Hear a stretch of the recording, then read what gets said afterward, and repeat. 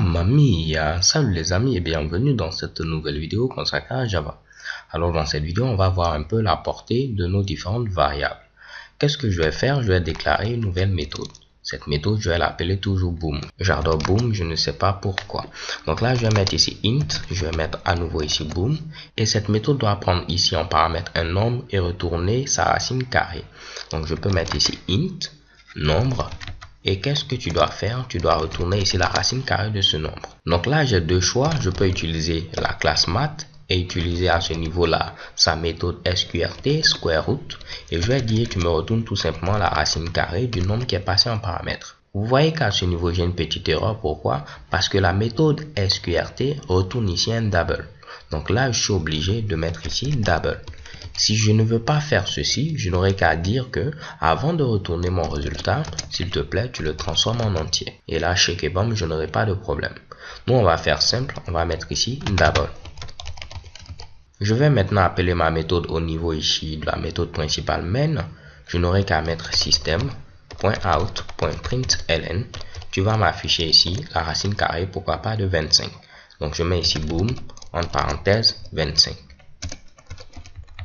Pour ceux qui ont suivi les vidéos précédentes, vous allez me dire, mais qu'est-ce que tu fais, Honoré? Tu nous avais dit que lorsqu'on choisissait le nom de notre méthode, ce nom-là doit refléter ce que fait la méthode. Et là, tu mets boom, comme on va savoir ici que cela permet de retourner la racine carrée.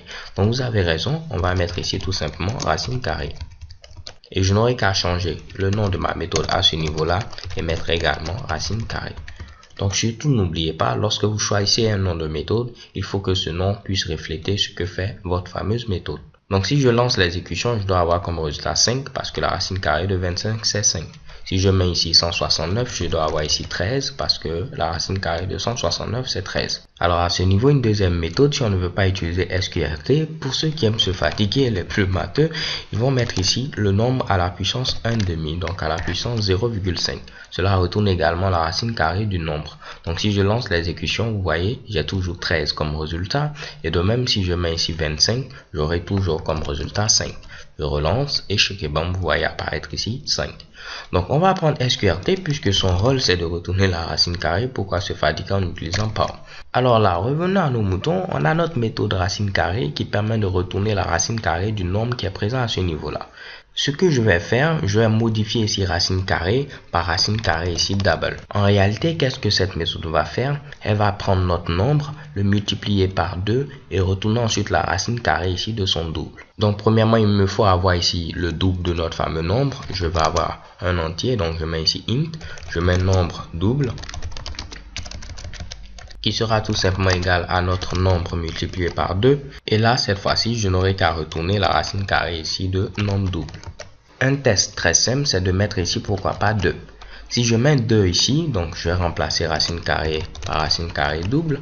Si je mets 2 à ce niveau, il va venir ici faire 2 fois 2. J'aurai comme résultat 4. Et ensuite, la racine carrée de 4, ce sera ici 2. Je relance l'exécution de ce code et chez Kebam, vous voyez, j'ai 2 à ce niveau-là. Si vous mettez d'autres valeurs, par exemple ici 6, il aura 12 et 12, il va chercher sa racine carrée, il va vous donner un Mitsubishi. Donc rien de bien compliqué à ce niveau-là. Lorsque je parle de portée de variable, c'est que lorsque vous déclarez votre variable nombre double, elle ne peut être utilisée qu'à l'intérieur de votre méthode. On ne pourra plus l'utiliser en dehors de la méthode. Tentons de voir si ce que je dis est vrai. Je vais mettre un petit system.out.println et je vais dire s'il te plaît, affiche-moi ici nombre double.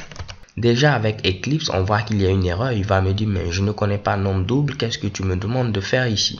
Je lance l'exécution. On va me dire, il y a des erreurs. Tu veux continuer? Ouais, je suis têtu. Et chez Kebam, vous voyez qu'on a des erreurs. Donc là, ce que vous devez savoir, si vous déclarez ici une méthode et que vous avez des variables à l'intérieur de cette méthode, ces variables ne sont connues qu'au niveau de cette méthode. On dit que la portée de ces variables est locale. Ok, donc il est très important de noter cela. Lorsque vous avez votre méthode et que vous déclarez des variables à l'intérieur de cette méthode, vous ne pourrez utiliser ces variables qu'à l'intérieur de cette méthode-là. Si vous tentez de les utiliser en dehors de la méthode, vous aurez tout simplement des erreurs. On dit que votre variable a une portée locale. Une variable qui a une portée locale, c'est une variable qui est déclarée à l'intérieur d'une méthode. Lorsqu'on va aborder dans la série pour intermédiaire la notion de programmation orientée objet, on va tenter d'avoir un langage qui sera beaucoup plus clair. Ok? Donc, ce qu'il faut savoir pour l'instant, c'est que lorsque vous avez à ce niveau-là votre fameuse variable déclarée à l'intérieur d'une méthode, on ne pourra pas ici l'utiliser en dehors de cette méthode. Alors les gars, c'est tout pour cette vidéo. So thanks for watching. Don't forget to subscribe and have a nice day. Peace.